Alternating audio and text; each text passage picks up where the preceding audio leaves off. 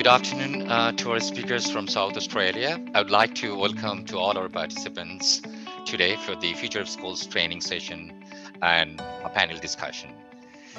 My name is Mustafizur Rahman and I'm Director at Australian Trade and Investment Commission Austrade at the Australian High Commission in Bangladesh. Australia is the third most popular international student destination in the world and has 43 universities, a number of specialist tertiary institutions, and more than 100 educational institutions delivering specific programs. There are more than 6,000 Bangladeshi students currently studying in Australia. Australian universities have produced an impressive number of 14 Nobel Prize winners, and literally billions of people around the world every day rely on Australian discoveries and innovations. There are now 2.5 million international alumni of Australian institutions making a difference around the world. Would like to invite Bangladeshi students to study in Australia in courses where Australia is a world leader. In Australia, tremendous global opportunities exist, and students will get to learn and upskilling them for the future.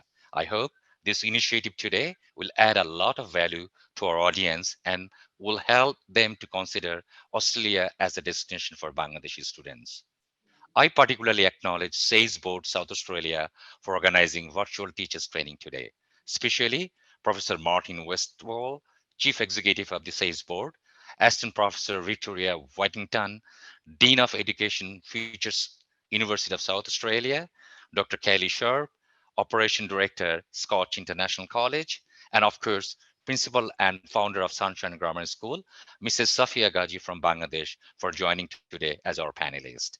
And our MC today is Hassan McQuay from South Australia. I hope you'll enjoy the session. Over to you, Hassan. Good morning, everyone, and thank you, Mr. Rahman, for your warm welcome. The SAIS Board is very proud to co-host this event with the Australian Trade and Investment Commission. Assalamu alaikum, namaskar. My name is Hassan McCowie, and I am the Manager of Innovation at the SAIS Board here in South Australia in Adelaide, and I am honoured to be your MC for today. I would like to extend our warm welcome to all our distinguished guests from all over Bangladesh to this SAIS International Future of Schools training session. Bangladesh is a relatively young nation, and as you celebrate your 50 years of independence, it's timely for us to reflect on the aspiration of your national education policy, which recognises education as the backbone of the nation. I just took one part of the policy out to share with you, and it states that it is crucial for our future generations to acquire quality, modern and updated knowledge and evolve as a skilled human resource so that they may contribute to eradicate poverty, illiteracy, and build up a developed and prosperous Bangladesh. And today, we have the opportunity to reflect on this aspiration as we hear from our keynote speakers and a guest panel of expert educators. It is wonderful that we can all be together here online. So just some brief housekeeping to make sure that it is a good experience for everyone. If you check in the chat, Matt Clark, our event coordinator, has put in a troubleshooting guide to help you if you lose some of your audio or video, just some quick tips that you might like to download. But please, while we are talking and the presenters are sharing, can we keep our video off and keep our sound off? If you have any questions, please put them in the chat and I'll be monitoring that chat and be able to share those questions back to the keynotes and to the panel. If you have any problems and you are logged out of the presentation, please just click the plus and join again, and we will let you back in. At the end of the session, you'll have a chance to give some feedback via a poll and a survey. And just a reminder that this session is being recorded. Australia is a very young nation, but the land has been occupied for over 60,000 years. The Aboriginal people have a strong history and connection with the land, and we would like to pay respects to the elders past and present. As a nation, Australia have been reflecting on our treatment of the Aboriginal people and our relationship with the traditional owners of the land, and we are working to repair our relationship and work towards reconciliation. We would now like to share a short video with you that reflects our goal to live in harmony.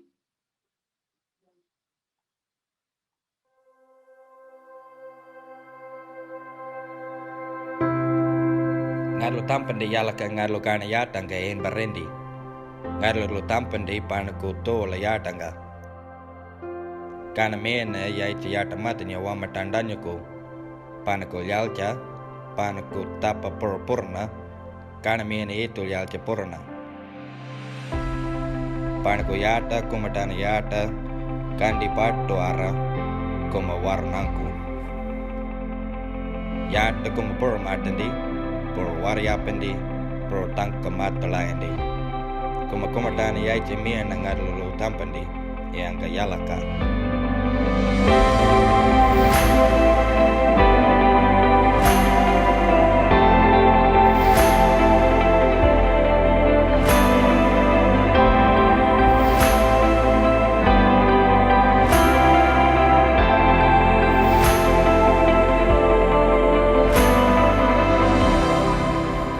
The land that we meet on today is the traditional land of the Kaurna people. And that we respect their spiritual relationship with their country. We also acknowledge the Kaurna people as the custodians of the Adelaide region.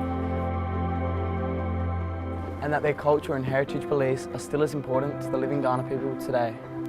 We also pay respects to the Cultural Authority of Aboriginal people visiting and attending from other areas of South Australia or Australia.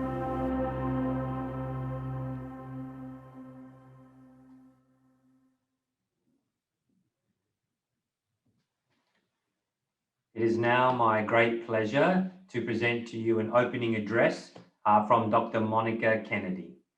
Dr. Kennedy is the Senior Trade and Investment Commissioner at Austrade. And as you can see from her biography on the screen, Dr. Kennedy has many years' experience in working in international education and held the position of Vice Chancellor International at Australian University. Let's hear from Dr. Kennedy. Good morning to all our esteemed guests, teachers and educators joining us today from South Asia. I'm Dr. Monica Kennedy. I'm the Senior Trade and Investment Commissioner in Mumbai, leading the education practice for the Australian Trade and Investment Commission, Austrade, in South Asia. I'm honoured to welcome you all to the inaugural training webinar, The Future of Schools, jointly organised by the Australian Trade and Investment Commission and the South Australian Certificate of Examination Board.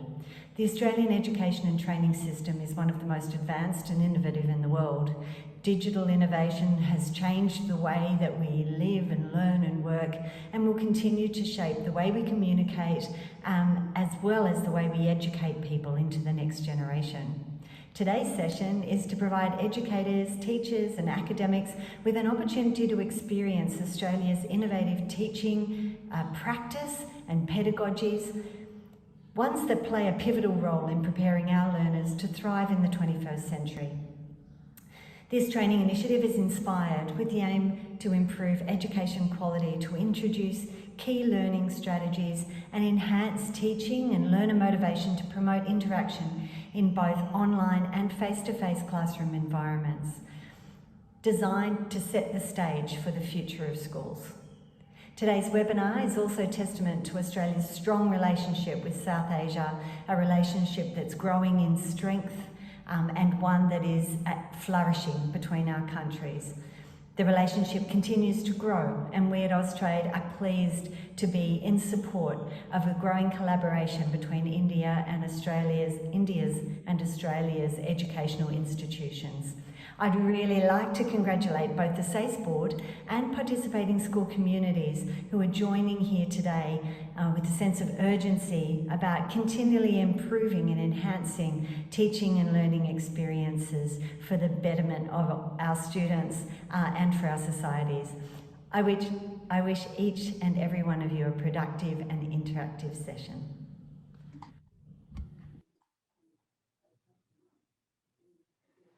Thank you, Dr. Kennedy, for your message. Next, it is my great pleasure to introduce you to our keynote presentation from distinguished scholar, Professor Martin Westwell. Professor Westwell is the Chief Executive of the SACE Board of South Australia. Now, the SACE Board of South Australia is an independent statutory authority of the South Australian Government that provides the South Australian Certificate of Education, or the SACE, to students who have successfully completed their senior secondary schooling. Outside of Australia, the SACE is available through a network of schools in Malaysia, Vietnam, China, Taiwan, Vanuatu, New Caledonia, and Sri Lanka. Now, Martin has worked extensively with education systems and other organisations in using evidence to inform policy, practice, innovation, and impact in education. He is always engaging and always gives his audience something to reflect on and to push us to examine the purpose and value of our work. It is my great pleasure to introduce Professor Martin Westwell. Thanks, Hassan. Thank you. I'm just going to share some slides with you. I'm really keen to engage with you today and to think about the future of schools, to think about some of the work that's going on internationally around what is the purpose of schools in the future as we move forward. I want to think about what that might mean, touch on what that might mean for our practice in schools, the kind of questioning that we might be doing with our students, touch on how evidence might be used within our systems and so share some good sources of evidence, and also how we can achieve change, within our schools and within our systems, recognizing the complexity of the work that we're all doing and the complexity of the context in which we're all working. You can see here at the bottom of my screen, I've put a link there at the bottom of the screen. That's a link to my slides. On many of the slides, I've also put some links through to other resources, readings, videos, other things that you can follow up on some of those ideas if you're interested. So you can go to my presentation first and then click through to some of those other links. So what I'd like us to do is to, first of all, imagine a student. Imagine a student who has a depth of understanding in the range of skills that in an area that they choose to study, and a disposition to bring to life that knowledge through conversing and collaborating with others. Imagine a student open to learning, both from their successes and their failures. A student who knows how to be an effective, intentional learner, who is as comfortable struggling with an idea as they are activating their own networks of knowledge and of knowledgeable people. Imagine a student who is comfortable in the world and has a sense of belonging to a range of communities, whether those be forged by a shared interest, place, practice, or identity. A young person who does not succumb to the pressure exerted by the modern world towards excessive individualism, but finds human connectedness in all that they do. Imagine a student who is empowered by what they have learned at school because they can transfer it to all situations, even those characterized by volatility, complexity, and ambiguity. A student with the ability and the will to influence positively their own lives and the world around them. So a student with agency. When we think about the future of schools, I think we can stop imagining what this student looks like and make this a reality for our young people. And there's a range of ways of thinking about this. Here in South Australia, when we're thinking about our purpose of education, we're very much focusing on the idea that we're working together, educators, the education system, and even students themselves, to shape the education experience so that students can thrive. And what do we mean by thrive? Well, a thriving learner, a learner who can be successful in their learning and use that learning to be successful elsewhere in their lives and in their future, well, clearly they're still going to need that deep understanding and skillful action that they get from working within subjects, working within disciplines. That's absolutely key from schooling traditionally and for schooling in the future. As I mentioned, we also want our learners to have agency in their learning, to have some of that ability to positively influence their own learning, their own lives, and the world around them. And I have here the ability to transfer learning, because if students can't take the learning that they've got and apply it in ways, in situations that they didn't do the learning, if they can't apply it in situations that are unfamiliar to them, then really that learning can just be inert learning. It can be dormant learning, just sitting inside of them and never being used and never bringing value to them. We know how important it is for our students to have a sense of belonging in their learning, in their schooling, be able to forge a sense of belonging with communities wherever they find themselves in the world. We want students to be able to forge that human connectedness, that collaboration with others, to have that openness to converse with others, to share ideas, build on ideas, to influence others.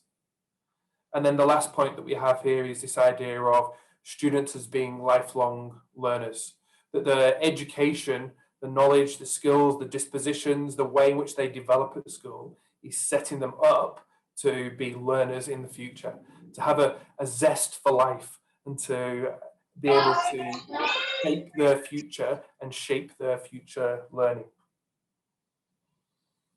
And so if we ask ourselves the question, well, what will it take for students to thrive? What will it take for students to be successful in the school of the future? And look at some of the commentators and researchers around the world. Well, first of all, this is Andreas Schleicher. Andreas Schleicher is the head of education at the OECD, a number of countries all around the world. And Andreas was here in South Australia, in fact, a couple of years ago, and was talking to us about how what, of course, we see is the impact of technology on our world currently, and thinking about what the impact of technology will be on the world, the future world, where these future schools will operate.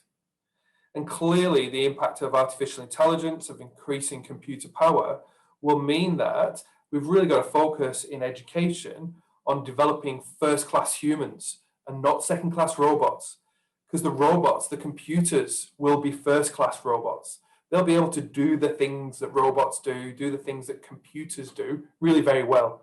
And much of our education systems of the past actually are helping people to do the things that computers and robots are going to be really good at. And so we've got to think about how school, how education is developing to make sure that our young people are also first-class humans.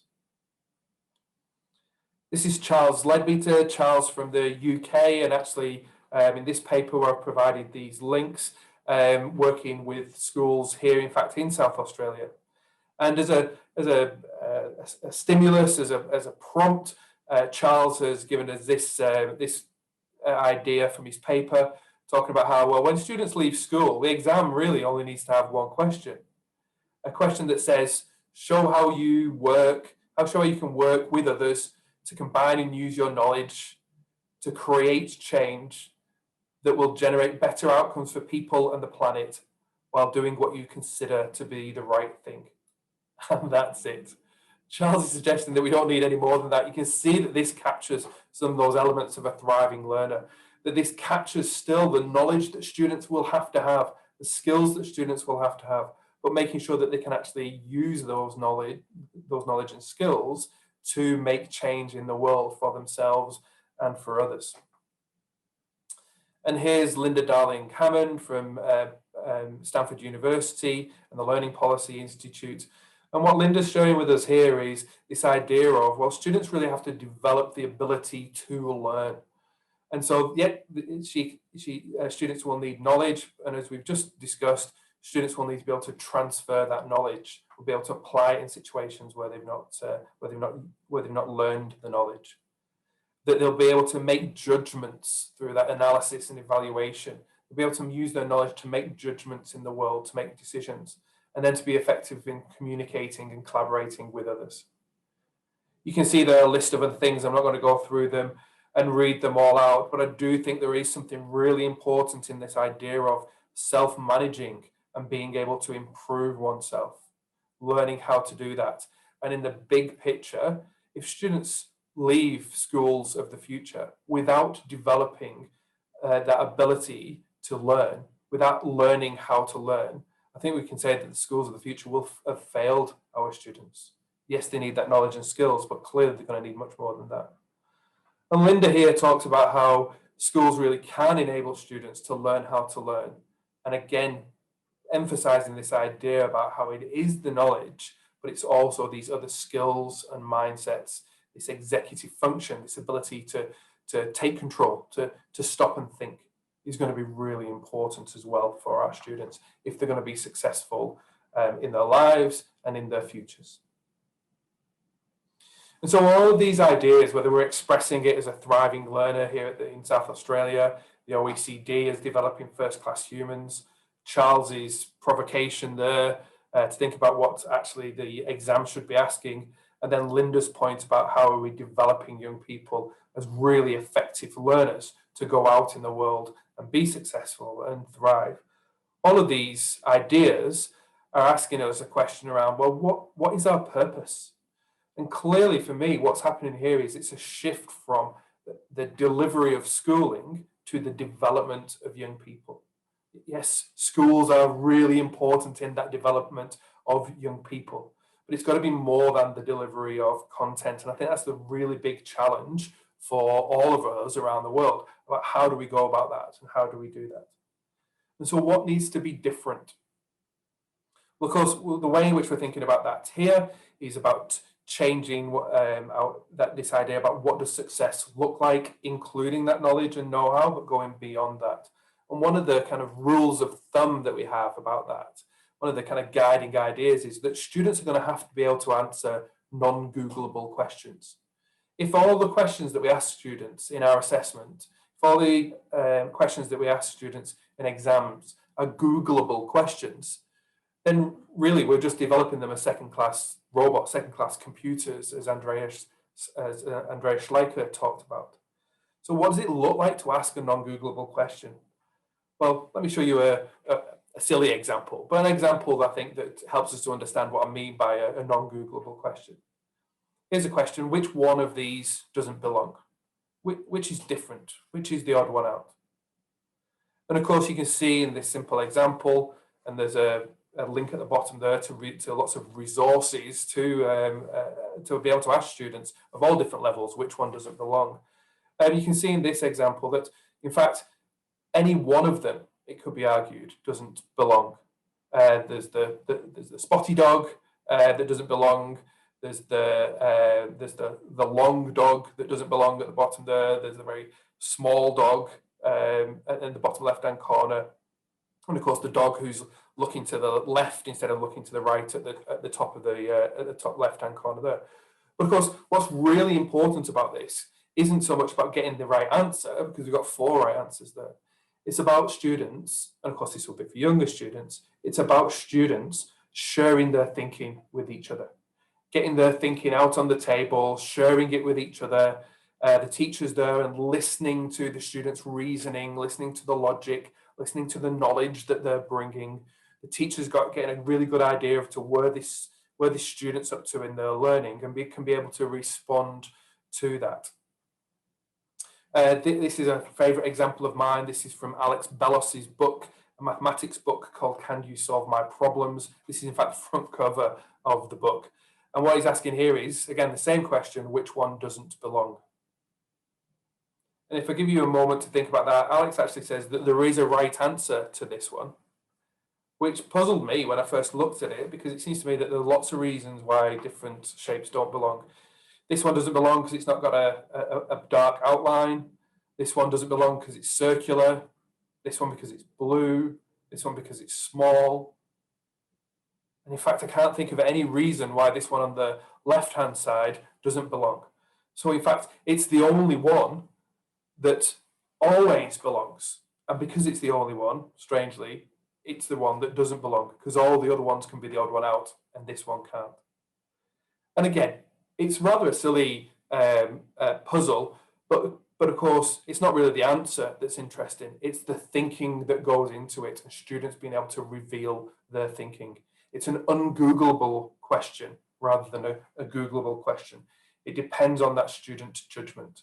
And if I show you one more example from the resource, well, I've put the link at the bottom here, you can see that this is getting rather more serious than the pictures of dogs that I showed you earlier. And there are reasons why, in fact, there are multiple reasons why any one of these graphs, any one of these curves on these charts, might be the one that doesn't belong. Of course, now what we're really doing is delving into students' understanding of each of these relationships, each of these lines on these charts. And so if I go back to what Linda Darling-Hammond was talking about, where we're thinking about how do students transfer knowledge, how do students analyze, evaluate, and weigh their knowledge? How do they make judgments with their knowledge? You can see that even with something like this, a teacher can get an understanding of how a student is doing that. If students are discussing their answers and putting forward their ideas, they're starting to communicate and collaborate. And if we're thinking about this idea of influencing others, building our knowledge together, you can see that there's lots of opportunities for students to do that here. And in fact, the teacher might ask a question along the lines of, which doesn't belong the most? Which is the one that really doesn't belong to all of the others?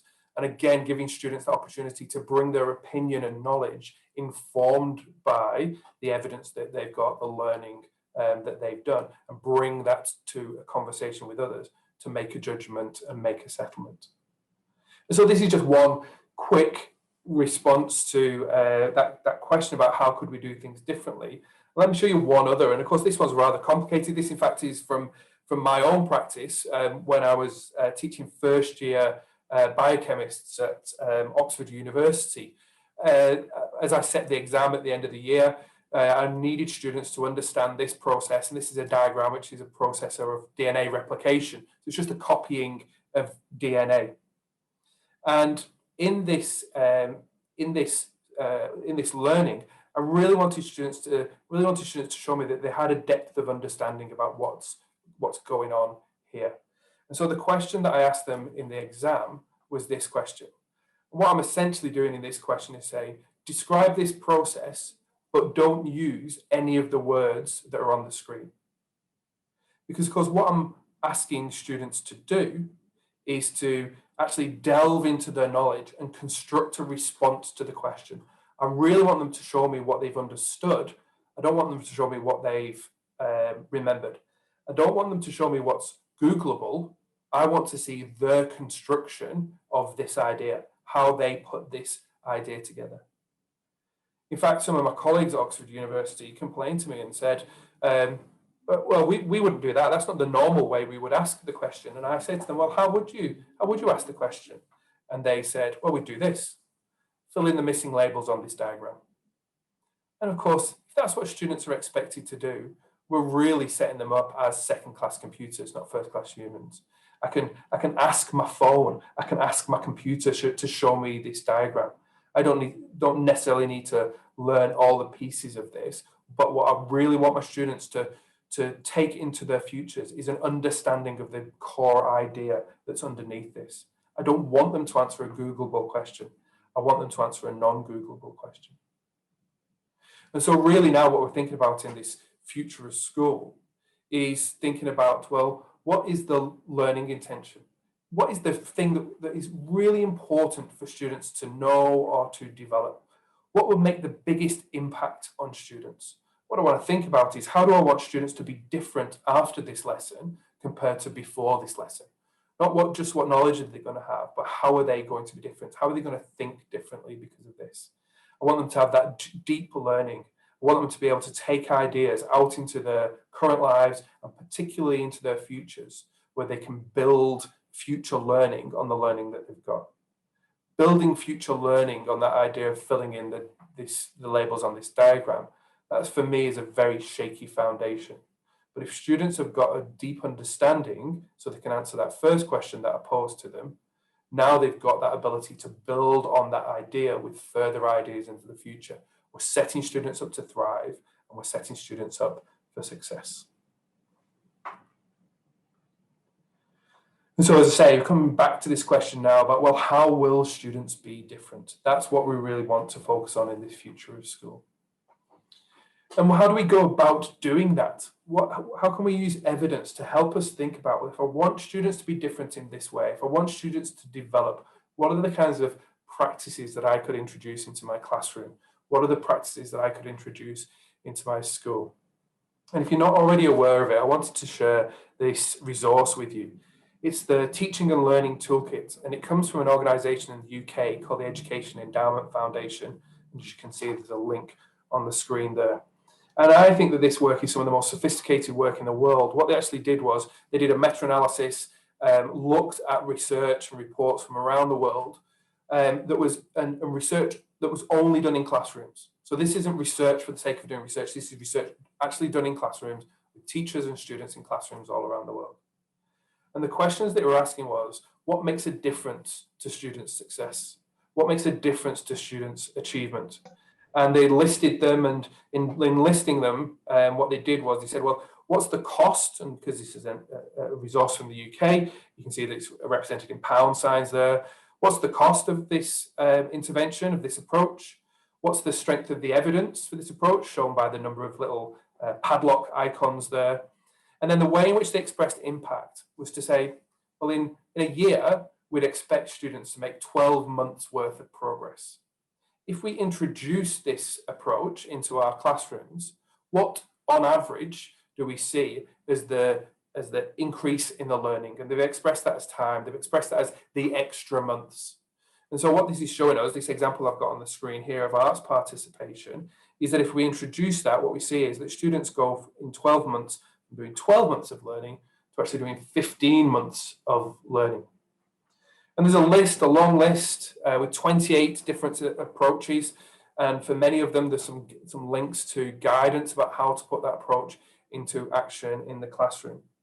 But what we would like to do is to just pick out the ones where the impact is the highest. And so I've picked out 4 here. And as you can see with these 4, they range from +6 months to +7 months.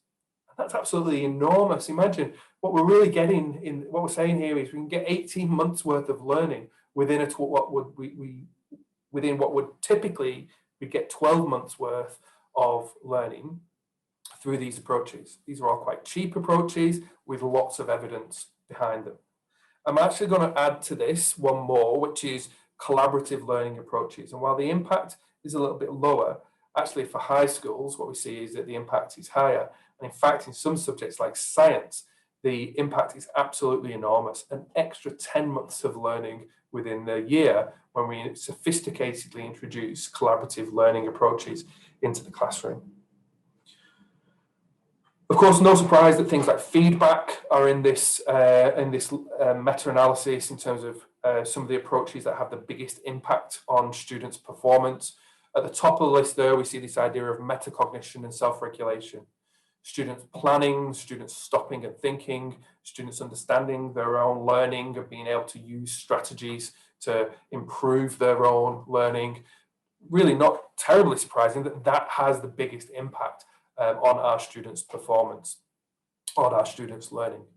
But what we're also seeing, I think, here is lots of language-rich approaches to learning, collaborative learning approaches, oral language interventions, students talking to each other about their learning. Even lots of the reading comprehension strategies are actually students sharing their understanding of what they're reading.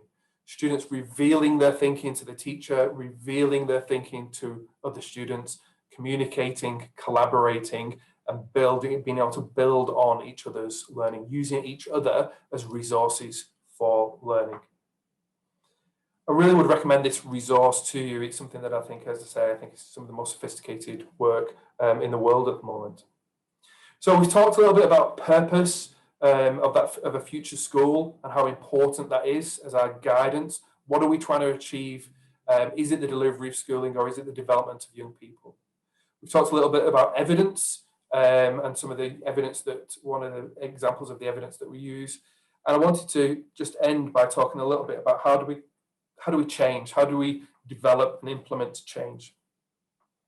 Here at the SACE board, we have traditionally, in years gone by, created assessment and curriculum for teachers and essentially said, you need to teach this and we're going to assess it through an exam. We're going to show you, we're going to demand that students show us how they have the evidence of their learning in one particular way.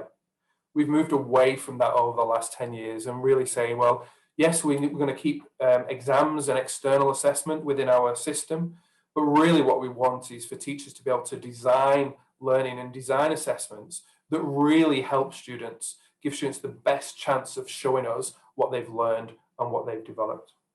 And indeed, even when we are developing new subjects or when we're revising, renewing subjects, when we're thinking about what is the learning that's going to be required for the future, in that process, we make sure that we are involving experts, that we are involving educators from across our system, and in fact, that we're involving students as well. So what we want to do is, when we're starting out on a process of development and of change, is to think about, well, what are the possibilities, making sure that that's aligned with our purpose. We have a little image of a gate here, so we have some governance in there to say, okay, well, I think we've got to the point now where we can move on and move to prototyping, move to working with educators and students to try things out in the classrooms, for us to be allied, for us to be working together with a shared purpose to try some of these ideas out. Some of them will be successful, some of them will fail, and then go on to the point where we'll say, okay, we're ready to move now. We've learned enough from this prototyping, these small scale tests, to actually put something into practice at a larger scale, to pilot ideas, to work with educators and students across a range of different contexts, to say, well, is this going to work for you? Can we maximize, how do we maximize the value? How do we minimize the risks in this new subject? And then when we're ready to go to implementation, to rolling this new idea out to schools and supporting schools to be successful. There's no point just getting this new wonderful curriculum and putting it out there, this new wonderful subjects, and just putting it out there and asking and saying to teachers, well, just teach this now. We want to make sure that we're supporting schools and teachers to be successful. And then, of course, the evaluation, thinking about, is this new subject, is this innovation, is this way of working having the intended impact? Is it helping young people to develop in the way that we'd intended? So always going back and reflecting and making sure that this is working in schools in the way that was intended. And as I say, what that allows us to do is that not to just develop something and then say to our educators, this is what we're doing now, but actually all the way through the process involve experts, our own internal experts in our organisation, to bring in experts from outside the organisation and work with educators, work with universities, with industry and with students themselves to make sure that we can get the highest quality product that teachers can use to really make a difference to young people. And why would we do that? Always coming back to purpose, always thinking about how are we developing young people so that they can thrive. And here in South Australia, we have our clear view of what a thriving learner might be. And so now when we go back and think about the future of schools, this idea of developing first-class humans really feels like it's in reach, that we really can teach our young people the learning ability that they're going to need to go into their classroom. And what seemed like at first a provocation from Charles Ledbetter in this point about what a student should be able to do by the time that they've left school, that provocation now actually to me looks like an aspiration, looks like something that we actually could achieve here in South Australia, and in fact with partners around the world and with our schools around the world. This is something that we really could achieve for all our students so that they can go and be successful no matter what they find themselves doing, no matter where in the world they find themselves. I think this is quite ambitious, but I think it's really necessary to make sure that our students are set up for that kind of success and get the education that they deserve. Thanks very much. Thank you, Professor Westwell, for giving us some really thought-provoking ideas to consider and drawing on some of that evidence-informed practice right across the world that are giving us a very similar message to what we've been hearing in our own work. We've seen some conversations and questions in the chat, particularly about SACEboard being recognised globally as a senior certificate into many universities around the world, and also some confirmation that this video and the presentation slides will be made available to you afterwards. But please, if you've got any questions reflecting on Martin's presentation and to the panel, please put them in the chat and I'll be moderating them. But what we'd like to do now is give you an opportunity to give us some of your own input and to prompt some of the questions for the panel. Matt Clark is going to raise a slide here to share you a link that we'd like you to go to on one of your devices. Menti or Mentimeter, which you might have used before, just allows us to capture the thoughts and responses from our participants. So what we'd like you to do is, if you can on your device navigate the URL to menti.com and put in that passcode there, 77404011, it asks you a question about what are the most important capabilities that will help our students be successful at school and in their future pathways. And what we'll do is it will collate all those prompts from our participants, and then we can share them with you and with our panelists. So Matt will put that URL and that passcode in the chat for you, but please, the more responses we get from you, the more engaging and interactive it will be. So while you're doing that, I'd really like to now spotlight and introduce our panel for the next part of this training session. First of all, it's my pleasure to introduce Associate Professor Victoria Whitington. She is the Program Dean in Education Futures at the University of South Australia. Her teaching and research focus areas include critical perspectives on children's learning and development, children's well-being in the early years, early brain development, and contextually based, dialogic, democratic, and rights-based approaches to early childhood education. She previously worked for 13 years as a classroom teacher with children aged 5 to 12. So welcome, Associate Professor Whitington. Our next guest is Dr. Kelly Sharp. Kelly is the Director of Scotch College International. She's held various executive positions in the education sector, most recently as Head of Scotch School at Scotch College, Adelaide. She has experience in academic administration, strategic planning, teacher training, policy development and implementation, and a particular interest in transnational education. We are also very lucky and welcome warmly one of your local experts, Principal Safia Rahman. She holds a Bachelor of Arts and a Master's in English Literature. She founded the Sunshine Grammar School and College in 1985 in Chittagong, and she is the chairman of several education institutions in Bangladesh, including the Little Steps Preschool, YSI Bangla Ltd, and Global Education Expert. Through the Sunshine Group, she supports numerous charitable projects supporting the health and well-being of people in Chittagong. So it is our warm welcome to all our panelists, and thank you for sharing your time and expertise with us. Now we will spotlight each of the presenters and we will rotate some of the questions around to ask them their views and perspectives.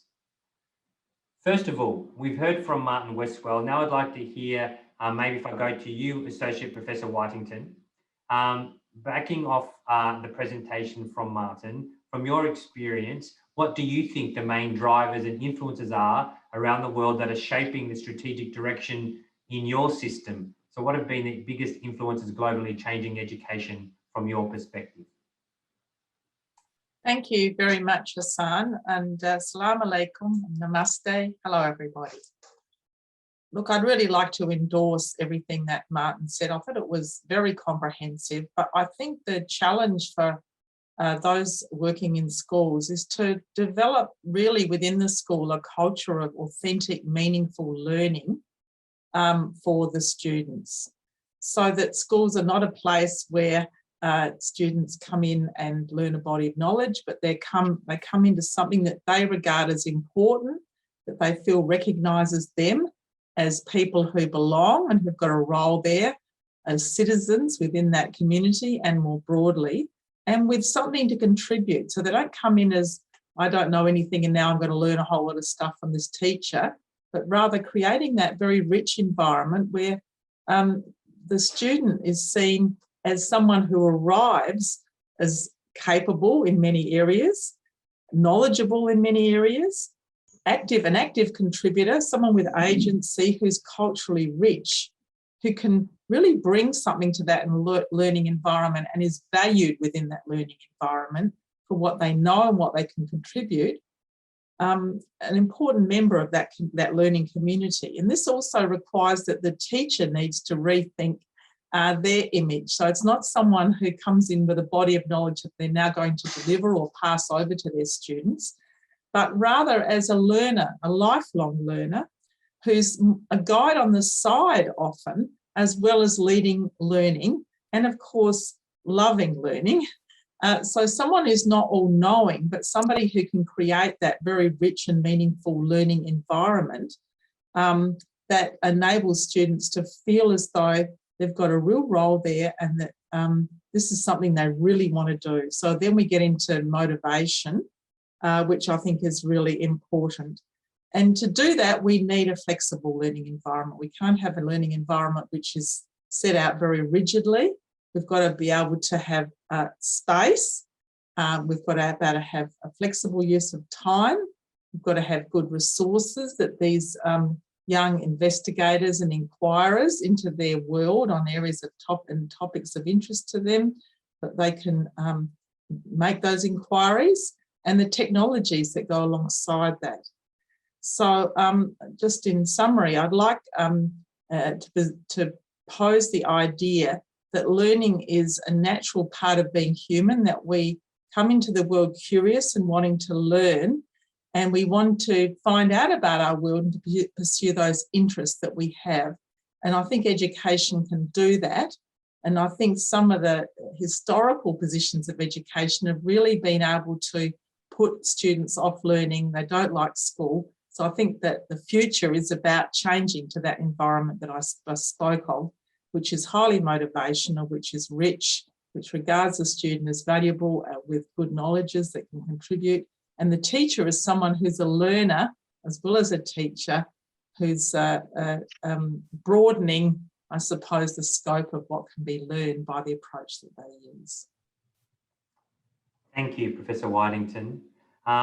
If I can, Principal Sophia Ghazi Rahman, we've heard from some of our Australian colleagues. We would really love to hear from you and your perspective in terms of what you think the biggest influences that are shaping your thinking in education, particularly from your perspective in Chittagong or in Bangladesh. Thank you very much, Hassan. Very good afternoon to everybody.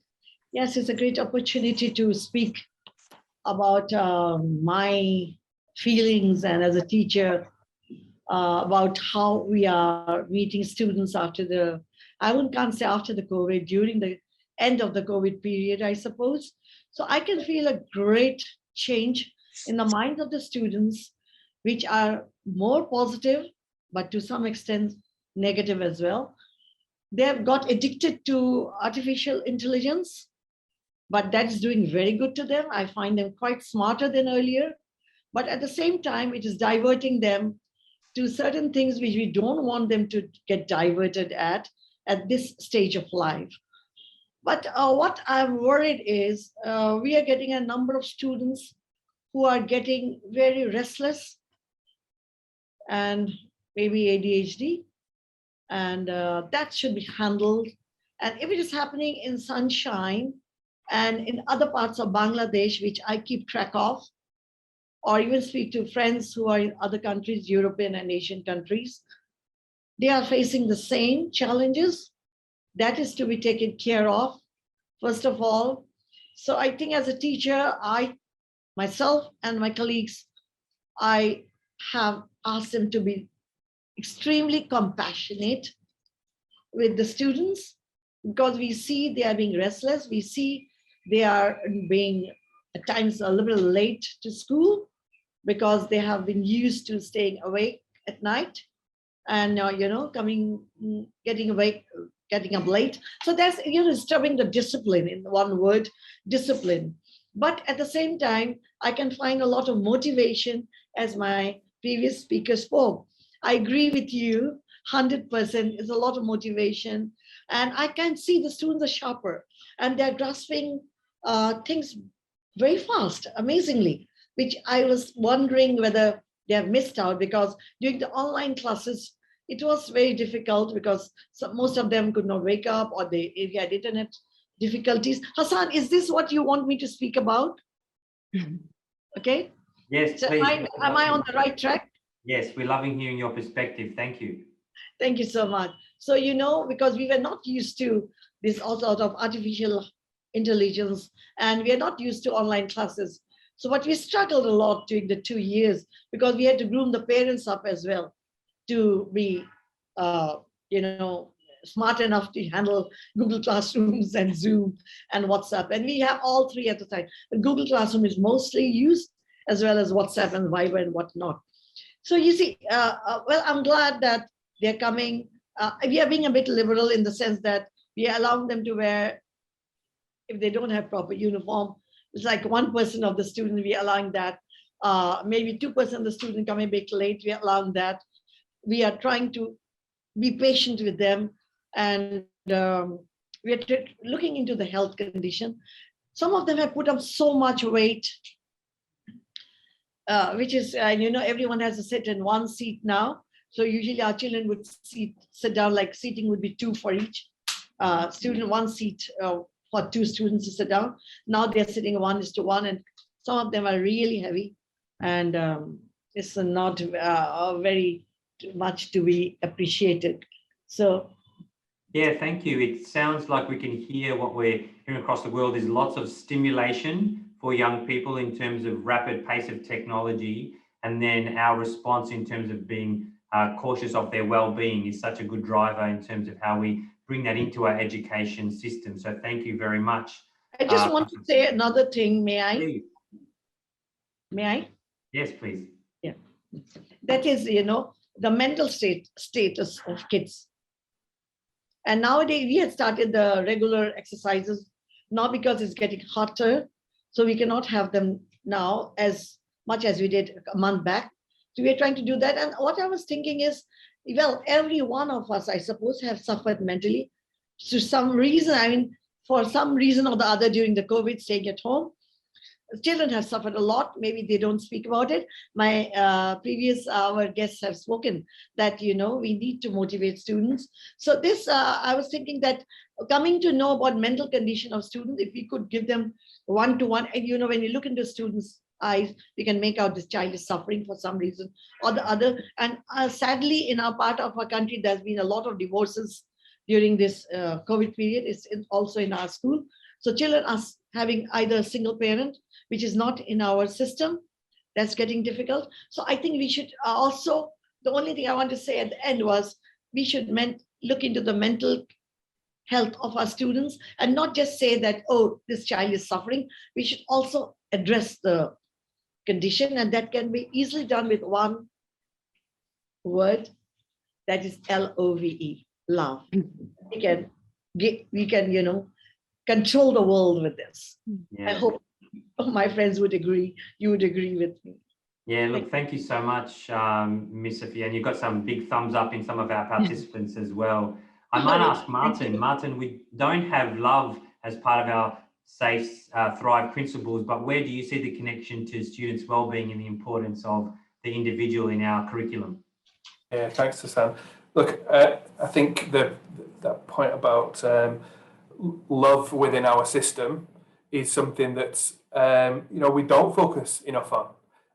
There's many of you may know the work of Michael Fullan, who talks about systems and what systems need to look like. And Michael Fullan is talking about how we, in our education systems, we're in danger of having what he calls a bloodless paradigm, where we're losing the love, and it's just, and we're losing that interaction with young people. And clearly, one of the clearly learning is a social event.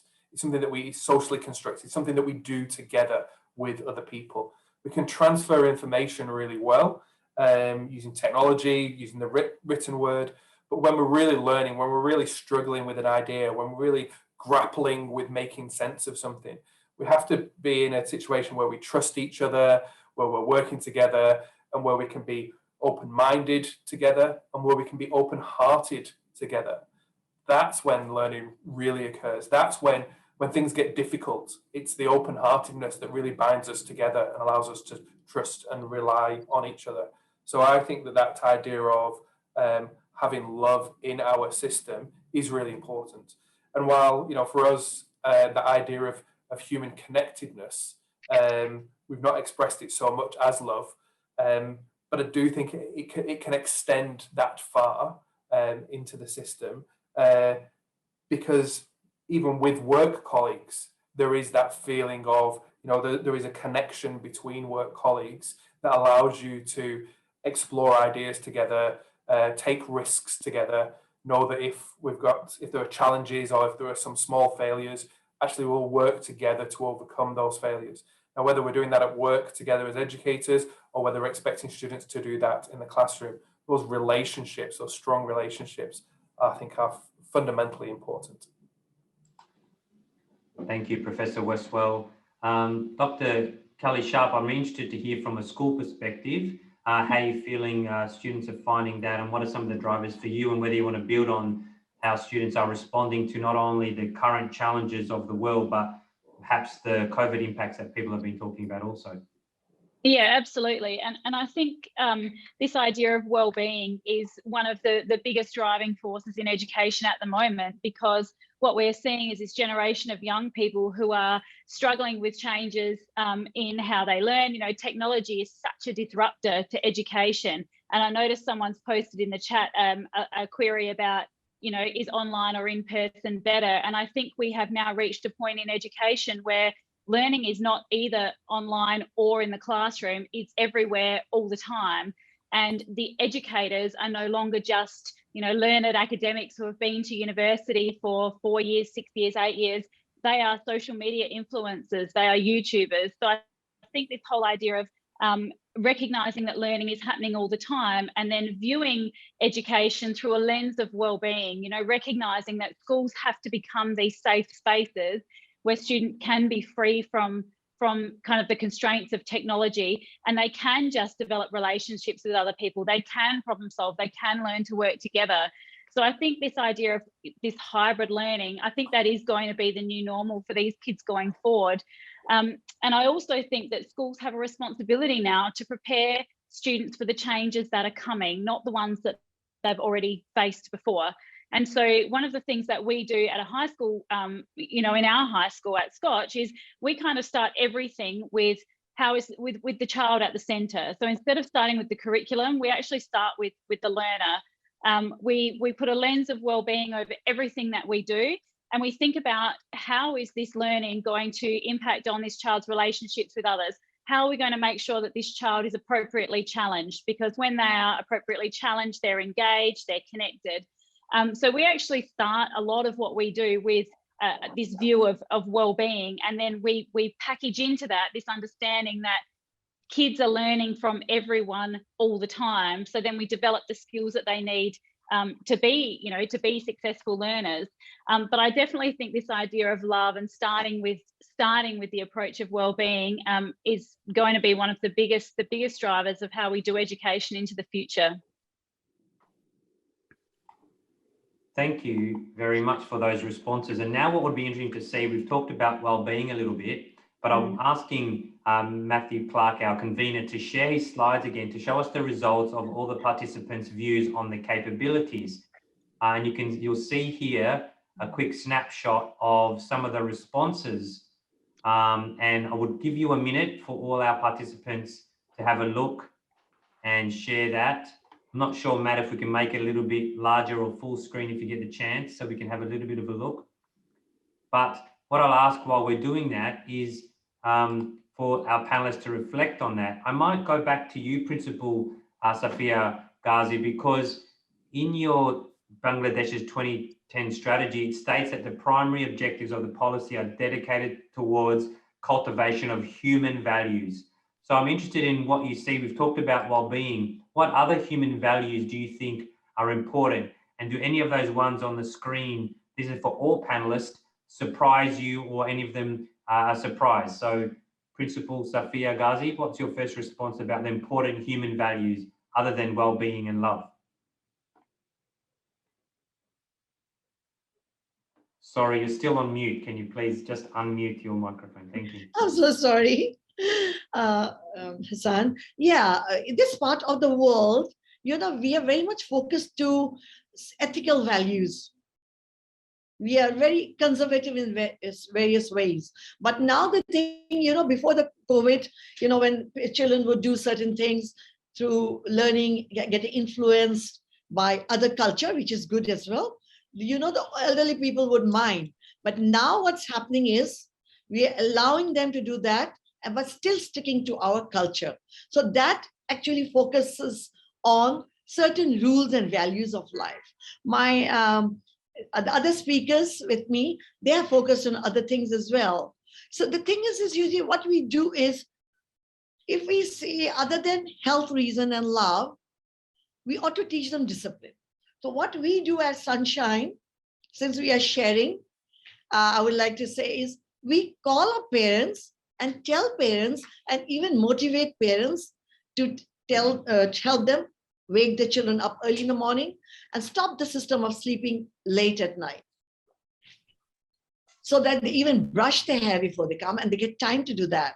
So we are a bit lenient. We allow them to come 10 minutes late, and we are very patient with them. And besides, the teacher, whoever she's doing online, now the best part is, I would say, you know, everything has a positive and negative, but I would say Corona is, as it is moving forward, I mean, coming to an end, and we are moving forward, we are gaining. Basically, now we are gaining in the sense we are taking physical classes where we can interact, look at each other's eyes, smile at each other, even say, hey, baby, you're off. Pardon? Okay, and then at the same time, we are uploading everything in the Google Classrooms.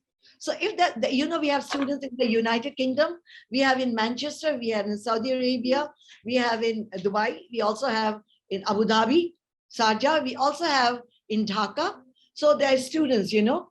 So what we have done is, we also running the Google Classrooms. So children are getting that, even if they have Wi-Fi difficulties, they are getting everything uploaded in the classrooms. So that is how they are benefiting. But that may create a bad impact if children are lazy and they stay at home and say, oh, we are getting everything. We will not allow that. We are only allowing students who are out of the city. So that is it. That also needs a lot of compassion and a lot of dedication towards the student. It's not the discipline of the students, the discipline of the teachers and every member who are associated with the institution, because we all have to be disciplined to bring back discipline into life.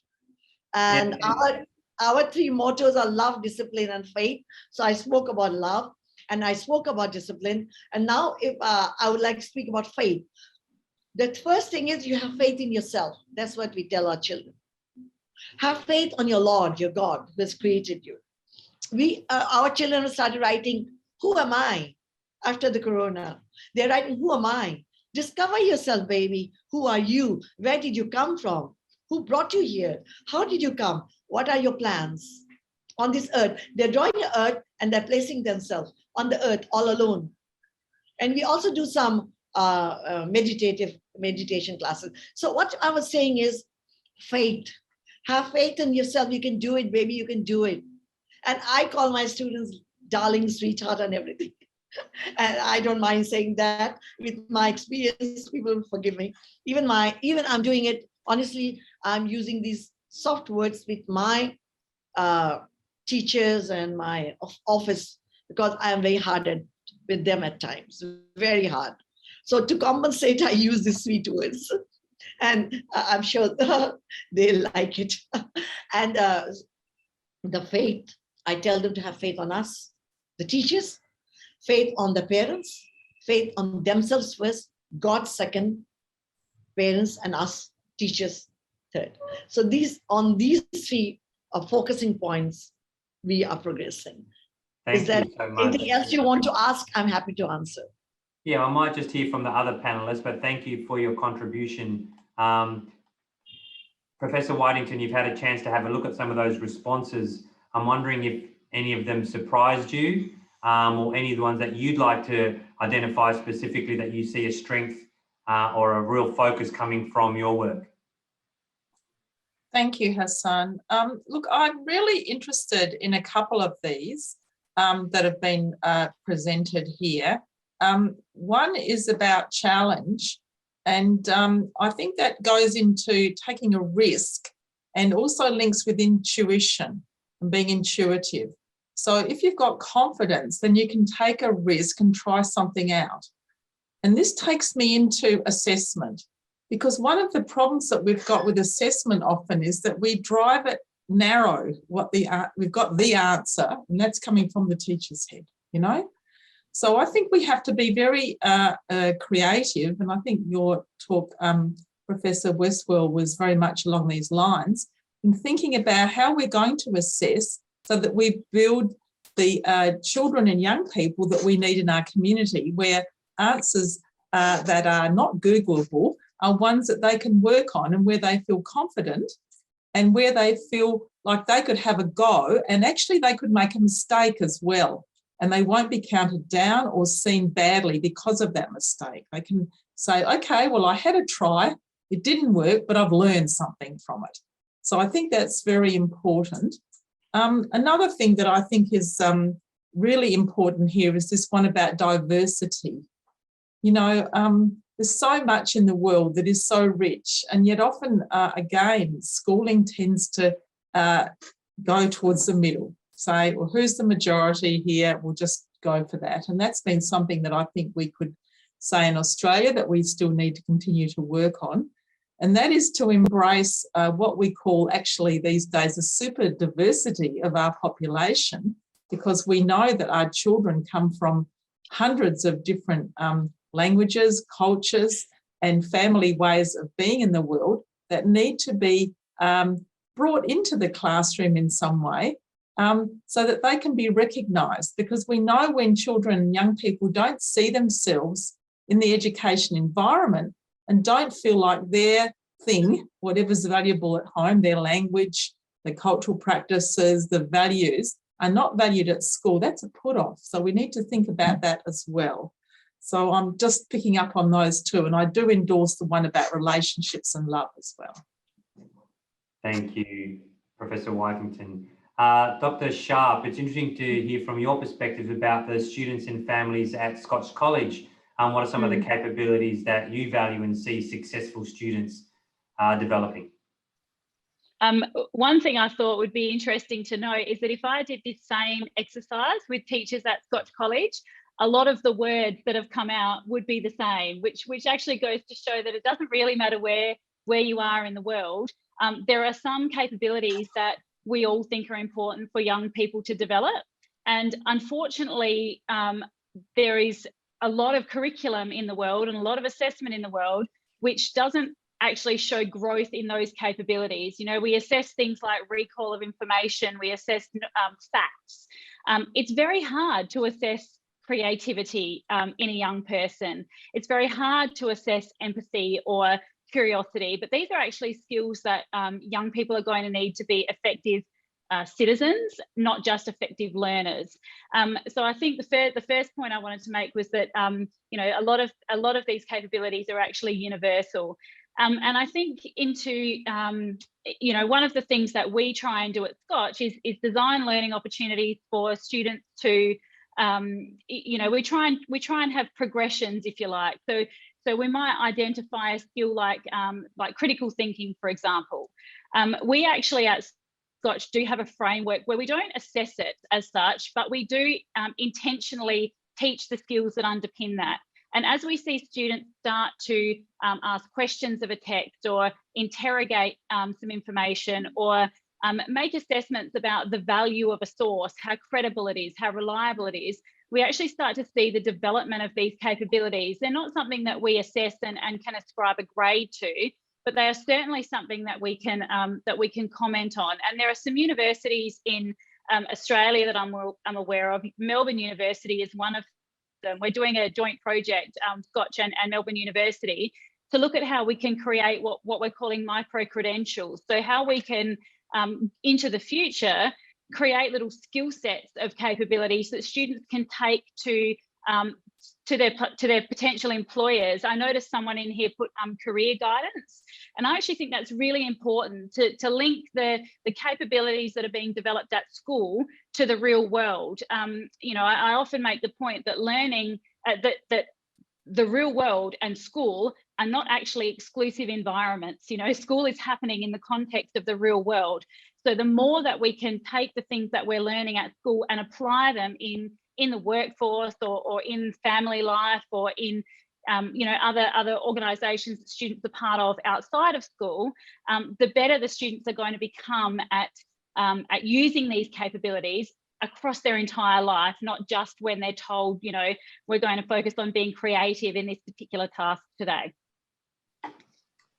Thanks, Kelly. It is exciting to see that these capabilities are universal, and it's really interesting that we're all working towards one goal. Martin, I might throw to you just to shift pace a little bit, because there seems to be some chatter in the chat about exams. We understand that in Bangladesh, students must undertake 2 levels of examination before they are able to undertake the higher secondary examination. And I can see here from Saida, she says that there's a lot of exam phobia. And Arif always talks about that we seem to be teaching to the exam. And so and they're talking about how we might suggest changes to this in the system level. So can you talk to us a little bit about the SACE and how the exams fit and how it matches the curriculum and what teachers are teaching?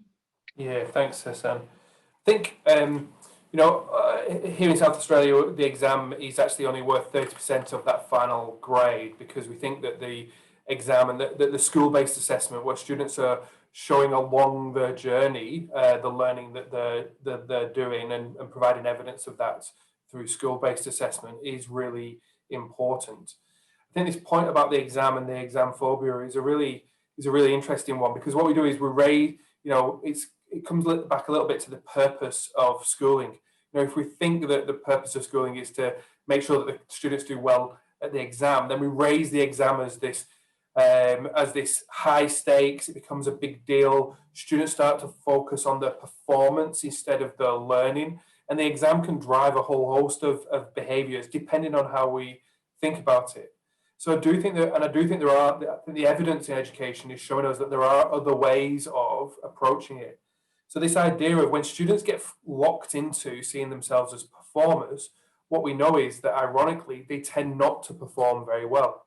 When they see themselves as being effective learners, they tend to do better, even on assessments like exams. And great research showing us that, you know, if students, for example, have that sense of belonging, what we see is that when they have that sense of belonging, when they feel like, you know, I'm in this with my other students and we're in this together, and when we're sharing our thinking and we're sharing our learning, what you find then is that students tend to have much more of a learning disposition. They've got that open-mindedness that I've also seen in the comments, that growth mindset that we can learn and we can learn together. And then what we see is that those same students, they'll achieve better. And when they achieve more, what we see is that reinforces that sense of belonging. It reinforces their approach as a learner, and then they improve even more in their achievement. And so you get this positive spiral that goes up and up and up in terms of achievement, because the students are feeling more belonging, the students are feeling more that they're in this to do really great learning together. And what that leads to is better performance on the exam. I can also see things like on the word cloud here, right at the center there, some words around empathy. And that's a really and just to pick that out as one example, that's a really interesting thing to think about. Well, are we teaching students empathy? And is that something that you're expecting us to do as well as improve their mathematical skills, as well as improve their language skills, their literacy? But we've just done some research here in Australia looking at the PISA results, so the comparison of 15-year-olds all around the world. And because what we were interested in particularly was what we found here in Australia is that in the writing assessments in PISA, the female students tend to do much better than male students. So we were interested in finding out, well, what might be behind that. What we find is that male students' performance in reading is really sensitive to their level of empathy as measured in PISA. That's quite interesting because we've not really, for a long time, as Kelly said, it's quite difficult to measure some of these things. So we've not really had good measures of these. So we've really not had a good understanding of how do things like empathy support success in learning. And of course, what we're seeing in empathy in this comparison of 15-year-olds around the world is that empathy, part of empathy is being able to take different perspectives, be able to see the world through the eyes of others, be able to understand how others might be thinking about this idea, which I think to some extent comes back to Professor Whitington's comment around diversity. And if we can see things through the eyes of others, if we've got that empathy for others, it turns out that that makes us a better reader. And I think what we're seeing is that would make us a better writer as well. Then what that does is it helps us with lots of our other subjects. So I do think there's really good evidence around to suggest to us that the way in which we approach exams is really important, and that we can change just a little bit what we do in classrooms to really support students to be successful in those exams. But I do think you've got to get that balance right between school-based assessment and exam assessment as well. Thank you, Professor Westwell. So I want to shift a little bit because what we're hearing is there's a strong focus on assessment, and there's in some countries there's varying levels of strong focus on examinations as high stakes. And if we sometimes tend to measure what's easy to measure rather than measuring what we really value. So how are we measuring these capabilities on the screen? So we know that the Bangladesh education policy has been 10 years old. And also for Australia, we've been trying to do capabilities since the Australian curriculum capabilities have come in 10 years ago. I'll be interested to see what some of the challenges have been and why we haven't been able to really reach this ambition of supporting and building students' capabilities, because we don't want to just talk about all the good news. We'd like to talk some of the challenges and barriers. So Dr. Sharp, I might start with you. Thinking about the work over the last 10 years in education and professional learning for teachers, what do you think the biggest challenges or barriers are for our systems to be able to develop these capabilities? I'll just talk about one specifically, I think there are a few actually, but the one that I'll talk about specifically today, I think will be around time. Now, I'm not just talking about time in the timetable, but it's also time in the curriculum. And I think there is schools tend to lack the space for innovation because we are so busy a lot of the time making sure that that the curriculum is taught. I know some education systems are very prescriptive where teachers are expected, someone mentioned in the chat before, they're expected to deliver the lesson plans as they have been prepared. So I think there's actually a lack of time for schools to work with industry and actually bring in some of those skills that that kids need to be prepared for work. I think sometimes curriculum can standardize imagination, if you like. It's a bit of a cliche comment to make, but the time is kind of invested in making sure teachers are skilled to deliver their curriculum, as opposed to giving teachers the time to invest in developing their ability to develop the learner as a whole person. So I think that's probably one of the biggest barriers that we face. Thank you, Dr. Sharp. Professor Whitington, what about from the tertiary sector or your experience, some of the biggest challenges for us to really focus on and value these qualities? Yeah, I think assessment is a really important area here, as I said earlier. And I think the thing is to think about what's the most authentic assessment that you can develop that will connect children between their schooling experience and their life, what we call life worlds.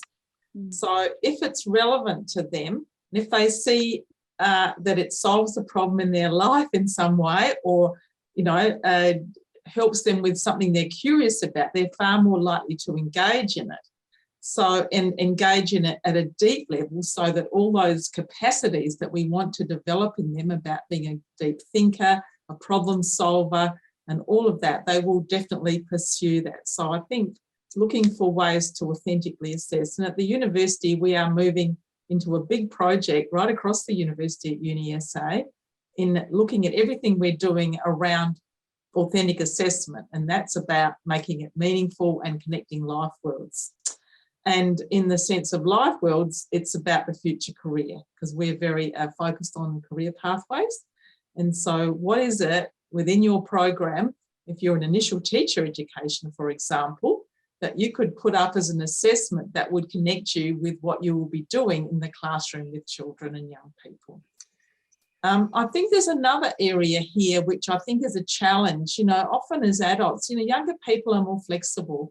You know, if change comes along, they move with it and that kind of thing. But as people get older and they know how to do stuff and they become that, you know, well, I know what I'm doing and I'm satisfied with that or whatever, I think that is a bit of a trap, because we as teachers need to be lifelong learners and we need to be able to change. And one of the ways that I've found effective in working with teachers and getting them to think about what they're doing is to help them to ask big questions about their own practice. What is bothering them? What don't they like? What's annoying them? What's keeping them up at night? And then giving them some support to investigate that, you know, through an inquiry process, which enables them to see, hey, I can create knowledge, I can do stuff here, I can find out about stuff. I'm not just the recipient of other people's expertise and other people's knowledge bases. So what's in the literature is important, but I want teachers also to have that agency and to see themselves in that way. And those inquiry research skills that they develop then move in, of course, to their work in the classroom with children and young people, which means that they are also in that same way encouraged to be that kind of learner themselves. Thank you, Professor Whitington. It's lovely to hear the perspective from the University of South Australia. If I could go back to you, Principal Safia Ghazi Rahman, I want to ask you a very difficult question now, because before you talked about valuing well-being and faith and love, but I want to ask you how you measure that in your school. So if I was a parent at the Sunshine Grammar School and College, how do I know how my child's well-being is developed, or their faith is developed, or their faith in themselves is being developed? How do you measure this, and how do you share that with students or parents? That's a brilliant question. As with time, we usually had it earlier as well, but now, as I had mentioned a little bit earlier, that we even speak one-to-one with parents, online if necessary. We have the parents coming over and we share with the parents what we are focusing on, other than the qualifications and the syllabus. Because here we cater from 2 years and 6 months till 18 years old. From here they go to university. So, you know, shaping up the future along with the parents is extremely, extremely important, because each house, as you know, we know each house is different. Each home is different. No matter if we are coming from Bangladesh, say, for instance, we also have foreign students from Korea, we have from Japan, we have Indian, Pakistani, Sri Lankan. You know, we have a lot of students from other countries, Middle East, a lot of Middle Easterns. So we have to think of their mindset. So we give them each class, say, gets an hour every week to maybe more than an hour, 1 hour and 20 minutes to speak out their mind, what they are thinking. They have the freedom of speech. So they speak and we record all those. And then we go back, we call the parents in. When we call the parents in, we have the parents first and we tell them what we are planning. And then we have the students in, but we don't tell the parents exactly what is happening with their child. We don't declare, you know, so that might upset the students. So what we do is we try to keep their secret aloof, the students' secret aloof, and the parents' secret aloof. And then we discuss and tell them, please help. There's a time when the parents, you know, literally beg us, please help us. They don't listen to us. You are the teacher. You are the idol. Whatever you say will happen. So actually, we should utilize every a little bit snobbish or a little bit too clever. We ought to be, you know, grab the opportunity of helping the students and the families. we can do it, teachers can do that. And because I've got 2 universities as well. So I have students who are doing postgraduate, undergraduate, postgraduate degrees. They're taking PhDs. So I discuss with them and I try to mingle with them. I bring my age down to their level, which gives me a very good feeling. And I want to interact. And I give them the liberty to be free with me to speak, because those are 18 years old. They have their voting rights, so they can decide for themselves what is good and bad. My job as a teacher and my group in total, I think the whole world, we all teachers are trying to let them know, tell them that this is good, this is bad, you can be the best, you can rule the whole world and do good to the whole world. Ruling in the sense, serving the whole world. So I think that can be done. Did I answer your question? Yes, thank you. Thank you. I love your explanation of your relationship and involvement of the parents. It's such a critical role in the process for educating young people. It's a whole community. So thank you for sharing that. Professor Westwell, I'm going to throw to you for the last question, because we have what I see is some interesting insights from Arif in our chat, saying most of our students' metrics, particularly in terms of the destinations they want to go to, is a strong focus on grades. And so therefore the grades matters the most. And it's very difficult to balance, as Dr. Sharp and Professor Whitington said, the content and the assessment. Thinking about that context, about the grades, can you tell us then why many people around the world are looking to the South Australian system and our reform as such a shining light in the world in terms of being able to balance that focus on academic achievement and building capabilities? Thanks, Hassan. I'm really glad you came to me, because I was actually trying to write a response in the chat to one of those comments. So you've saved me from doing that. So thank you very much. Look, Hassan, I think what we're seeing around the world is that universities around the world, employers and others, are really saying very strongly to us that knowledge and skills are not enough. That we are looking for students who are going to be successful, and that includes knowledge and skills, but goes beyond that. And a story that I often will share is when I was at Oxford University, where we would interview every single student who applied to the university, and we'd ask them a question, knowing that they didn't know the answer to it. And every single student ever that I interviewed said, you don't understand, we haven't done that at school. And we'd say, we know, but what we're asking is, what do you think? And this was the moment when they get into the university or not. Half of them would say, no, sorry, you don't understand, we haven't done that at school. Well, those weren't getting in. It was the other half that said, oh, well, I don't know, but is it this? And we're looking for those thinkers, those people who will put ideas forward, those students with creativity within their discipline, so that they could use their knowledge and skills that they had in the discipline in different ways to explore ideas. We're looking for people who could work with others. We see research around the world, so I'm thinking about research from the United States showing us that in university admissions, rather than come with these standardized narrow tests being good performers of performance, when we look at things like practical ability, application, creativity, there's even a construct around wisdom, that those are great predictors of success as undergraduates, and strangely, even better predictors of success of graduate students.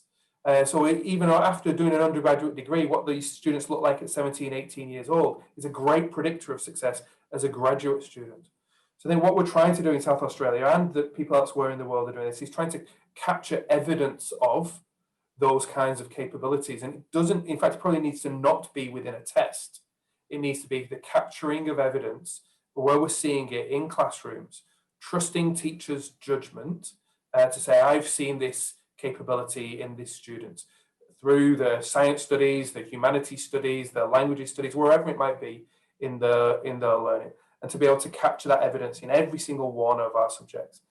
And so grades are important. They're really important to students and parents, to schools and universities. And I think what we're seeing around the world is a real shift in terms of, well, what do we mean by an A grade? What does the highest grade look like? And really seeing some challenge to that it just can't be about knowing more and knowing things more deeply. It has to be about how are students able to use this knowledge and do that kind of thinking. We're seeing that kind of shift everywhere. I think we're doing some really interesting work here in South Australia. We see even places like the OECD and that PISA, that comparison of 15-year-olds all around the world, really focusing now not on mathematical knowledge for the maths construct, but thinking about mathematical reasoning. How are students showing us their thinking? I think, you know, that sort of thing is changing everywhere. And I think we're seeing that in South Australia in particular. Thank you, Martin. Unfortunately, we've run out of time. It's been such a fantastic conversation that the time has gone very, very quick. So I'd really like to have a big round of applause and thank for their time our panelists. Please, can you join me in thanking, whether you're putting on your screen or giving a wave or a chat, to Principal Sophia Ghazi-Rahman, thank you very much for your time. Associate Professor Victoria Whitington, thank you very much from the University of South Australia. And Dr. Callie Sharp from Scots College, thank you very much for joining us. Appreciate it, everyone. Thank you all. And now it's my great pleasure to hand over to the Director of SACE International, Edwin Liao, to thank you and to formally close our proceedings. Thank you, Hassan, for moderating what is a really inspiring and interactive panel discussion. Good afternoon, everybody. My name is Edwin. I'm a Director of SACE International. So just before I draw the session to a close, on your screen shortly, there will be a survey poll for you to provide some quick reactions about today's training session. So we're really keen to hear what you think about the session so far. And in the poll, please also provide your mobile number in the poll to facilitate the issuance of those certificate of participation, which will come to you electronically in about 3 weeks' time. As you leave the session, there'll be opportunity for you to provide a deeper feedback and also to record your reflection today. What have you learned? What resonated with you? Bearing in mind your feedback is really important to us. So we thank you in advance for that. Now in the chat, we also witnessed that there are some questions around university admissions and around English language requirement. We are happy to come back to those colleagues who asked that question offline and provide a more comprehensive response to the question. So we'll do that. Now, finally, on behalf of the SACE Board of South Australia, I'd like to thank the Australian Trade and Investment Commission, Austrade, for co-hosting today's event and for their unwavering support of this training session. I want to thank everybody for spending the last 90 minutes, which I think has been a wonderful 90 minutes, full of information, full of aspiration, and full of thought-provoking questions that probably will, in many days to come, give you the energy to kind of spark new ideas and opportunities to collaborate with your peers as well. We want to take this opportunity to wish you a wonderful afternoon, and we thank you for spending